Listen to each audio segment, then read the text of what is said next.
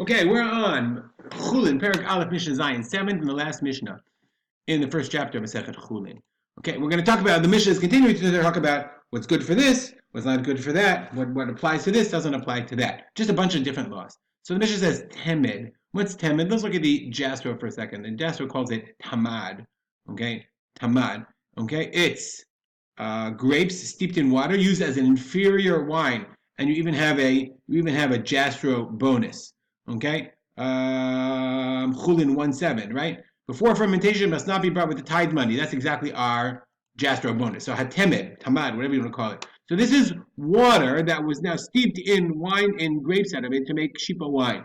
So the question is, when is it water and when is it wine? Because the halacha, so therefore, how is this relevant? It's relevant to kesef ma'aser. Kesef ma'aser refers to ma'aser sheni. Ma'aser sheni is a tenth of your produce. Four out of the 7 Shemitah years, you take this tenth of the produce. You can either eat it in Yerushalayim or you bring it to Yerushalayim and you use it to buy food. You can't use it to buy water. So therefore, this temed, this water mixture, when it's water, you can't use it to buy Ma'aser Sheni. So says the Mishnah, hatemed, this water wine, ad shelo hichmis, until it doesn't ferment or ferment, right? Eno nikach v'kesef ma'aser, you can't use it to buy. You can't use kesef ma'aser to buy it.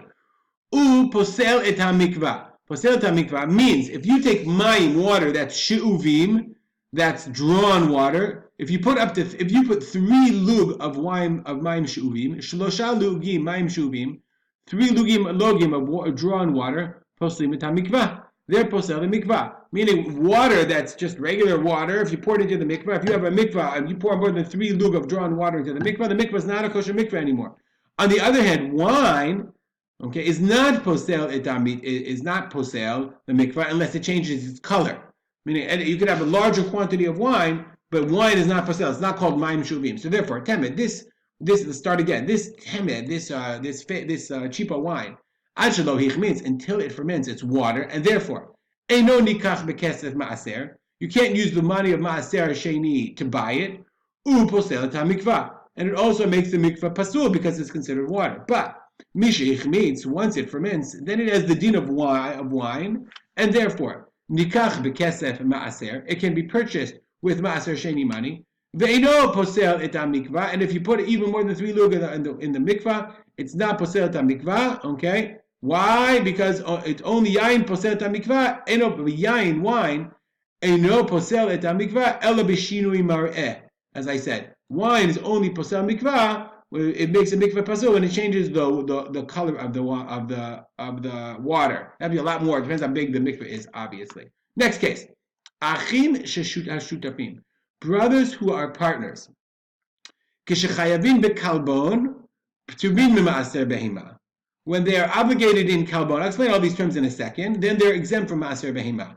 Kishechayavin b'maaser behima p'turin min kalbon. If they're chayav in maaser behima, then they're exempt from kalbon. Okay, what is kalbon? Let's start with maaser behima. Maaser behima is obvious. It's a tenth. If you have animals and new animals are born during the year, you have to take a tenth of those animals and give them to the Kohen, give them to the Levi. Let's check. Actually, neither. Okay, you take a tenth and you bring it to the Beit HaMikdash and you eat their meat in Yerushalayim. Okay, that's maaser behima. So therefore, what animals are what kind of partnerships are we talking about? So the brothers who are partners. I'm sorry. What's kalbon? Kalbon is a din in shkalim. When you bring you have to bring your half shekel to the Beit HaMikdash every year. Okay, if you have to, the kalbon is like the additional money that has to be given to pay for the money changer's fee. I mean, a half shekel has to go to the Beit HaMikdash. Well, let's say I have 2 people and we give as a partnership, so we give a shekel together. So if we give a shekel together, we have to give the additional kalbon, the additional percent. It's a tiny amount. It's a tiny amount. In order to cover the expense of changing that into a half shekel. That's the kalbon. So brothers who are partners, kishechayavim bekalbon, when the chayavim kalbon, p'turim mimaaser behima. When they're exempt from maaser behima. When are brothers chayav in kalbon? Okay, achim shechalku, brothers who inherited property, they divided up the property, ulebesof nishtatfu, and then they became partners. They said, okay, let's form a partnership. It's kind of a business arrangement.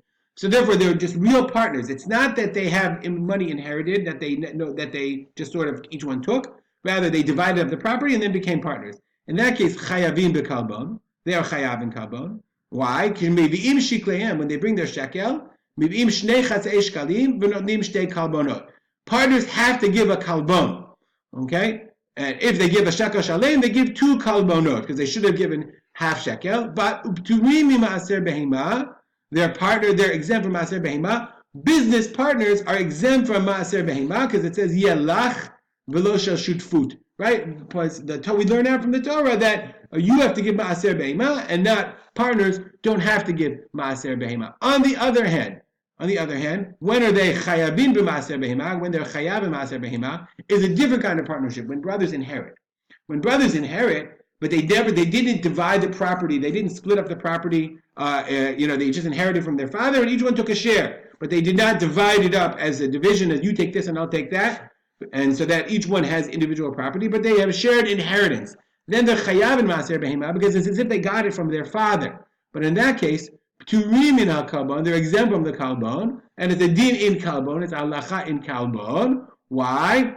Okay, when they're chayav in maaser behema, ki kagon. For example, im lo chalku me'olam, and they never inherited, they never divided up their father's property. Chayavin b'maaser behema, they're chayav in maaser behema, but they're exempt from the kalbon. Okay, sheshoklim bein shneim, they only have to give a shekel. Shemamon abiyem b'chizkato omed, because it's like their father's money is still in their father's possession. And a person who pays for it on behalf of another person, this is the law in kalbon, you can look it up Masechet Shkalim, is exempt from paying the kalbon. Next case. This is a case of dealing with young, minor, female children. It says the Mishnah, and it's I will admit, even before I say it, that the language of the Mishnah is not, but we'll put it this way, it doesn't ring in our modern ears. Kol makom sheyesh mecher, anytime there's what's called mecher, sale, ein knas. There is no knas, no fine. V'chol makom sheyesh knas, ein mecher. When there's knas, there isn't mecher. Mecher we're talking about is selling your daughter, basically. I.e., when a father marries off his daughter for money. So if the father can marry off his daughter for money, i.e., she's of the age of mecher, ein knas. There's no knas. V'chol makom sheyesh knas, ein mecher. But when there's no knas, i.e., if a girl is raped, then according to the Torah, the rapist has to pay the father, 50 shekel, and then he has to marry this woman. So if the girl is young enough that there's mecher, i.e., until she's age 12. Let's look at I made a chart just to make it clear. Until she's age 12. Okay? Mecher, there's three, the Chazal divide up into 3 categories. From the age of 1 day until 3 years old. Okay, she's not considered ra'u l'biyah. From 3 years old until shtei sa'arot, until she's 12, until she's of physical maturity. And then from 12 until tibager, until 12 and a half. Okay, so the Mishnah says, this is Rabbi Meir's opinion. Kol makom sheyesh mecher, i.e., the father can basically sell her, it's a really sad way of saying it, but can marry her off for money, ein knas. The Rabbi Meir says there's no knas, meaning if a man would rape her, there's no knas.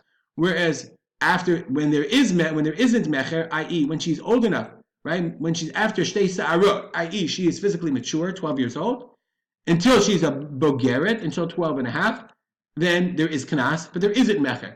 So the Bartenura points out, this is Rabbi Meir's opinion. We're not going to go into it exactly, but the Chachamim Chazal disagree and say that there's a period of time when from 3 years old until shtei sa'arot, yesh mecher v'yesh knas. And the Bartenura paskins that in that case, not like the Tana in our Mishnah, but I don't want to go into it too deeply. So therefore, if there's mecher, i.e., according to Rabbi Meir, until she's 12, ain't knas. If she's raped, there's no knas. But after she's 12 until she's 12 and a half, ain't mecher, the father can't sell her, can't marry her off for money. Again, it doesn't really ring in our modern ears, the idea of macher, of selling her off your daughter. Next case, kol makom sheyesh mi'un, ein chalitza. V'chol makom sheyesh chalitza, ein mi'un. Mi'un is when a girl is married off, her father died, so what's her mother or brother, they can't support her. D'Rabbanan, they're allowed to marry her off to a man even when she's a minor. But as long as she's a minor, she can be mima'enet, she can refuse. She can say, I don't want to be married to this guy. He's annoying. He's disgusting. He repulses me. She can be mima'enet in the Beit Din and she's no longer married. So, as long as she's at the age of mi'un, i.e., she's a minor, ein chalitza. There's no chalitza, i.e., if her husband dies, then she doesn't have any children, then the brother-in-law has to do either yibum or chalitza. So she's not old enough to do chalitza. because she is still a minor. But if she is old enough, she's after 12 years old, and therefore there is chalitza, ein mi'un, then there's no possibility of doing mi'un because she's no longer a minor. Next case. Sheyesh Tekiah, if there's Tekiah, this is blowing the shofar in the Beit HaMikdash to tell people it's Erev Shabbat. They used to blow the shofar to tell people that it's Shabbat. Ein Havdalah, there's no Havdalah, i.e. before Shabbat, there's Tekiah, after Shabbat, there's Havdalah. And Chol Makom Sheyesh Havdalah, if there is Havdalah, i.e. Shabbat is over, that's what we do, we say, we make Havdalah, okay, meaning we on Havdalah, Motzei Shabbat, we make Havdalah. Ein Tekiah, they wouldn't blow the shofar in the Beit HaMikdash. As we see, Yom Tov, Shechal Yot Erev Shabbat, if Yom Tov fell out on a Friday, then Tokin, V'lo Mabdilin. Even though Yom Tov ends, nonetheless, it's Shabbat is coming in, so therefore they were Tokeh, they blew the shofar, but they wouldn't say Havdalah.